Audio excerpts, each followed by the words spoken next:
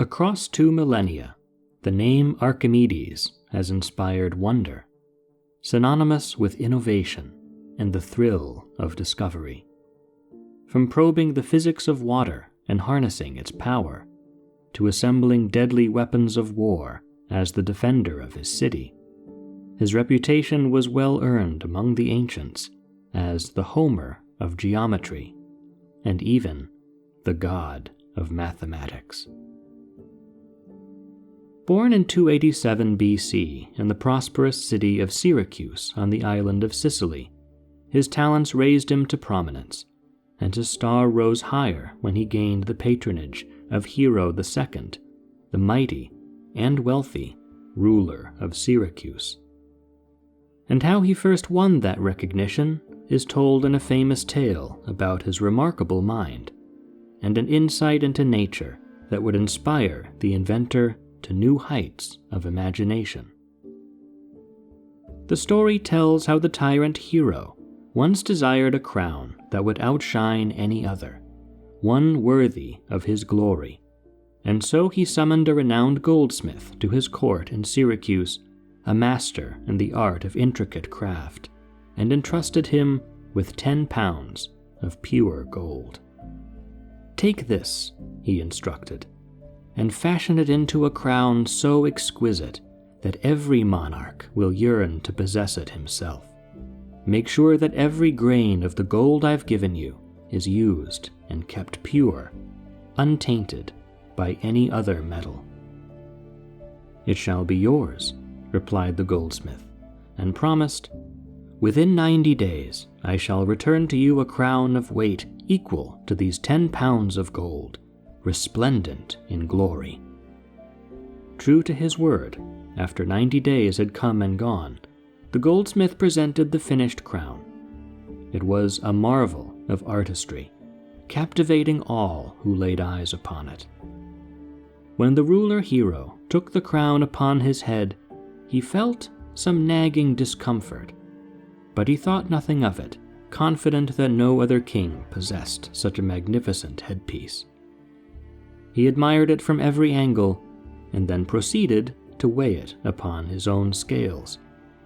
To his delight, it precisely matched the weight he had specified. "I commend your skill," he said admiringly to the goldsmith. "Not a single grain of my gold was lost." But within the royal court resided another craftsman of exceptional talent, Archimedes. When Hiero summoned him to marvel at the new crown, Archimedes turned it over in his hands, scrutinizing it intently. "Well, what do you say?" Hiero finally asked. "The workmanship is splendid, there can be no doubt," responded Archimedes.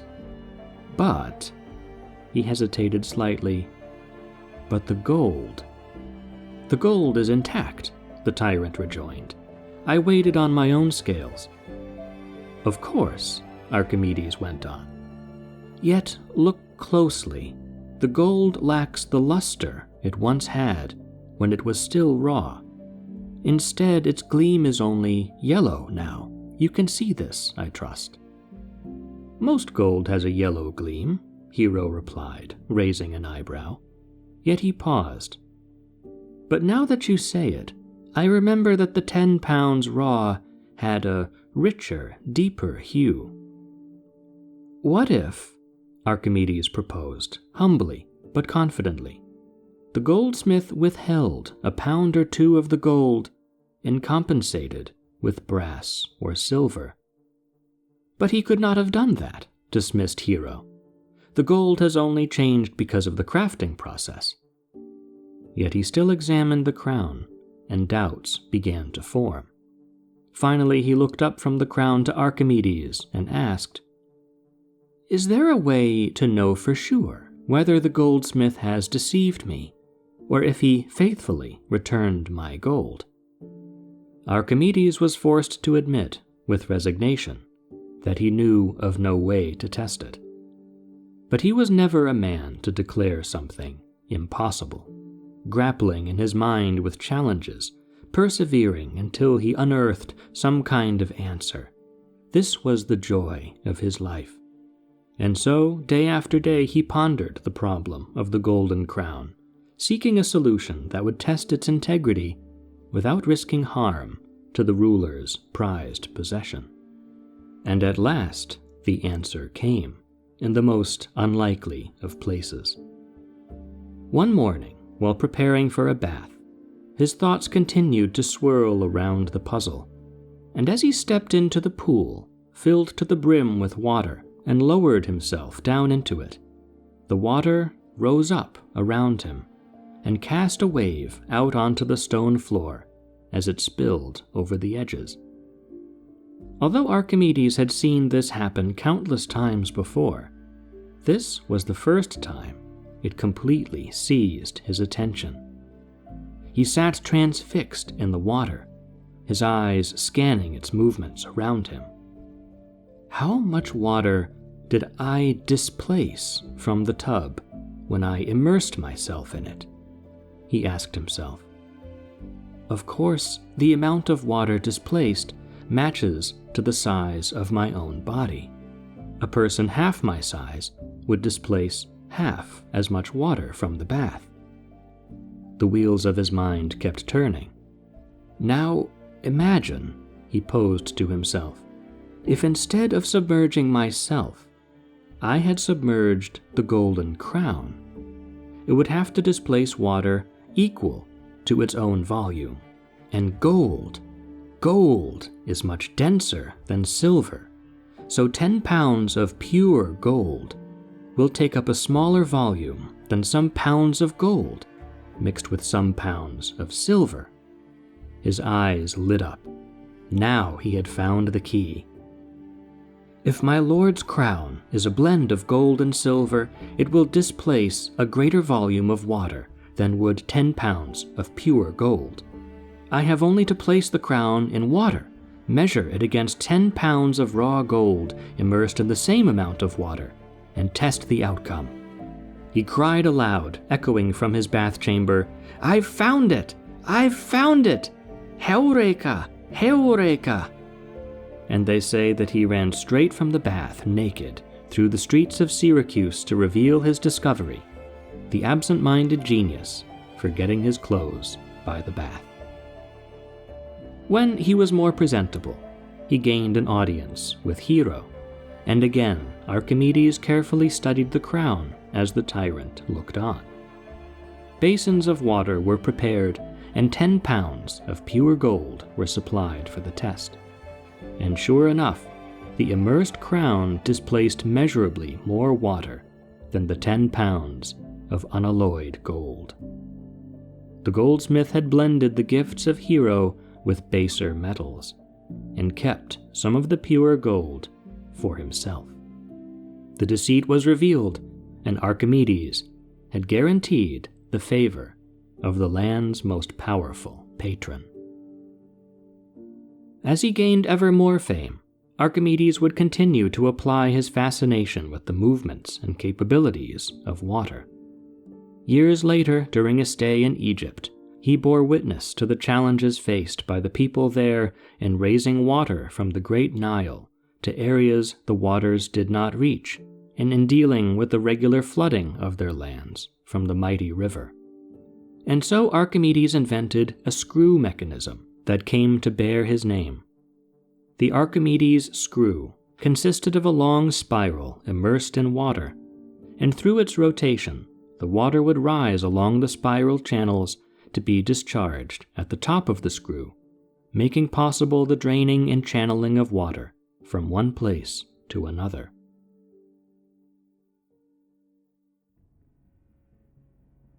In his old age, Archimedes lived to see Syracuse engulfed in war, and turned his mind again to solve this new problem, and the threat of several attacks upon his city by fleets of the Roman Republic, beginning in 213 BC and dragging out into the following year.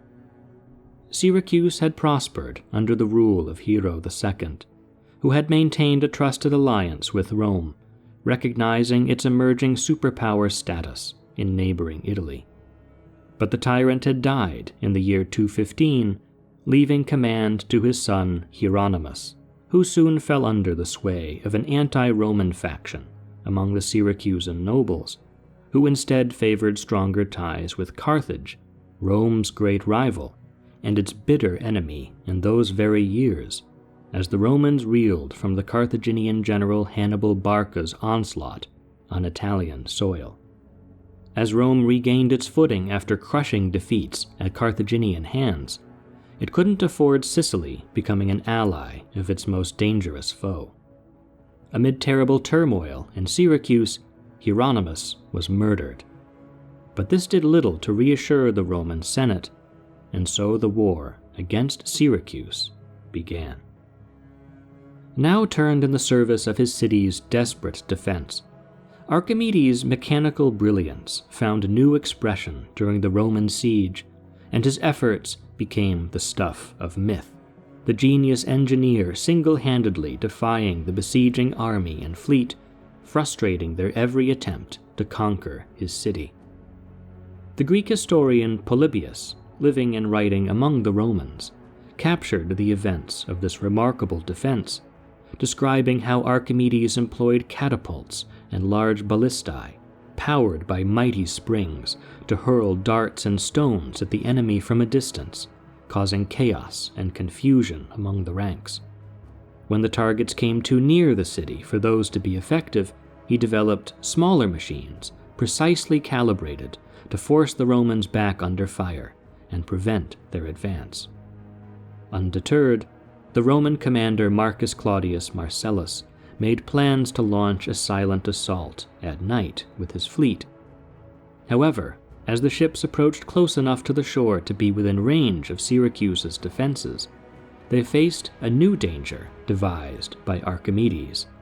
He had advised the Syracusans to create openings in their walls, perfectly sized for soldiers to fit through, and behind these openings, archers and siege weapons awaited, ready to rain a hail of arrows and metal bolts upon the Roman soldiers aboard the ships. Marcellus's fleet found itself at the mercy of a devastating assault. The sneak attack failed, and their losses were severe. And yet Archimedes had more tricks up his sleeve. The engineer constructed hidden machines along the entire inside length of the walls, unseen until the moment when the Romans approached unawares. When these machines were activated, they extended long beaks over the top of the battlements, which carried enormous masses of lead and stone, weighing nearly 1,000 pounds. And when the Roman vessels approached, these beaks were controlled by ropes and pulleys to aim precisely and drop their heavy payloads, smashing into splinters the ships that dared come near the walls of Syracuse. Even more dazzling, Archimedes was believed to have made a massive parabolic mirror installed upon the city walls to capture the sunlight and aim it upon the Roman ships with enough intensity to set the ships aflame with rays of heat and light. Another machine, the fabled Claw of Archimedes, was a crane said to be able to lift a ship from the water with grappling hooks, to twist and crush it in its grip. Marcellus found himself increasingly frustrated by the city's unbreakable resistance, to the point where a direct assault seemed virtually impossible. And so, in the face of Archimedes' opposition, the Roman commander realized the futility of further attempts and reluctantly withdrew his forces. But only for a time. For 8 months, the Romans maintained their presence there, but refused to launch a full-scale attack. Instead, during this long and dire time, they relied on the hope of starving the city into submission. But the Carthaginians, realizing for themselves the value of having Syracuse as an ally, managed to resupply the city before being driven away by the Roman navy. In the year 212, the end finally came for Archimedes' city. During a nighttime festival for the goddess Artemis, when the defenders were away from their posts, the Romans launched a surprise attack, and breached the city walls. In time, the city at last fell to Marcellus. And during this final struggle for Syracuse's freedom, as Roman soldiers ran through the streets, legend tells of how the god of mathematics met his end.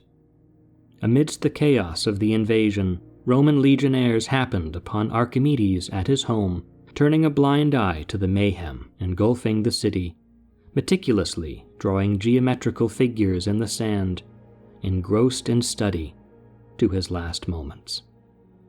Seeing an enemy, a Roman soldier rushed toward him, sword in hand, to which the aged Archimedes turned and sternly scolded him to not disturb his circles. The soldier struck him down, and the great inventor passed from the world. The general Marcellus knew of Archimedes' fame and his potential value, and had ordered him, in vain, to be spared when the city fell. Out of remorse, they say, for the death of such a figure, Marcellus put on a grand funeral for the defender of Syracuse, and erected a monument at his grave, in the image of a sphere and a cylinder, in remembrance of a mathematical mind. Archimedes' impact extended far beyond his lifetime, his memory revered among many across the centuries. In a modern age of ceaseless technological advancement, his legacy still resonates, inspiring us to push the boundaries of knowledge and explore the possibilities of our universe. As Archimedes himself was said to claim, in a lesson to inspire our own perseverance toward new and greater discoveries, "Give me a lever and a place to stand, and I shall move the world."